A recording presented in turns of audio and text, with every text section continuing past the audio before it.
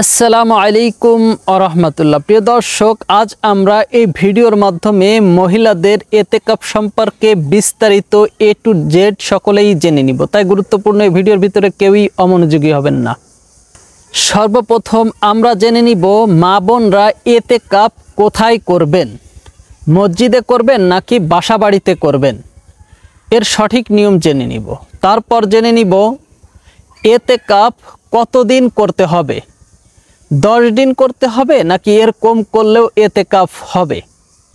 তারপর জেনে নিব এতেকাফ করা অবস্থায় রান্না বান্না অথবা সাংসারিক যে কোনো কাজ করা যাবে কিনা। তারপর জেনে নিব এতেকাফ যদি কোনো এলাকার কেউ না করে তাহলে সকলেই গুনাহগার হবে কিনা। এ সম্পর্কে বিস্তারিত আজ আমরা এই ভিডিওর মাধ্যমে জেনে নিব। সর্বপ্রথম আমরা এটা জেনে নিই যে এতেকাফের অর্থ কী। এতেকাফের অর্থ স্থির থাকা অথবা অবস্থান করা। তো এই এতেকাফ এটি সুন্নাতে মুআক্কাদা কিফায়া, আর এই এতেকাফ মহিলাদের জন্য, মা বোনদের জন্য সুন্নাত। তো আমাদের সর্বপ্রথম যে কোশ্চেন ছিল, সর্বপ্রথম যে প্রশ্ন ছিল সেটি হচ্ছে আমার মা বোনরা এতেকাফ কোথায় করবেন। তো এতেকাফ করতে হবে বাসাবাড়িতে নাকি মসজিদে। অবশ্যই মা বোনরা এতেকাফ করবেন বাসাবাড়িতে এবং বাসাবাড়ির নির্দিষ্ট একটি স্থানে, যে স্থানে বাইরের লোকজন প্রবেশ করতে পারবে না, সেখানে পর্দা অথবা কাপড় দিয়ে ঘিরে ভালো একটি পরিবেশ সম্মত করে পাক পবিত্র স্থানে, একাকী নির্জন নিলিবিলি স্থানে বাসাবাড়ির ভিতরে এতেকাফ করতে হবে। প্রিয় দর্শক, আমাদের দ্বিতীয় প্রশ্ন হচ্ছে এতেকাফ কতদিন করতে হবে, 10 দিন নাকি এরও কম করা যাবে। তো এতেকাফ 10 দিন এতেকাফ করা, অর্থাৎ রমজানের শেষ 10 দিন, অর্থাৎ 20 রমজানের আসরের পর সূর্য অস্ত যাওয়ার পূর্বে এই এতেকাফ করা এটি সুন্নাত। এই 10 দিন এতেকাফ করা এটি সুন্নাত। আপনি চাইলে এতেকাফ 1 দিন করতে পারেন, 2 দিন করতে পারেন, 3 দিনও করতে পারেন, তবে 10 দিন করা সুন্নাত। যদি 10 দিনের কম আপনি এতেকাফ করেন তাহলে এটি নফল ইবাদতের হিসেবে গণ্য হবে।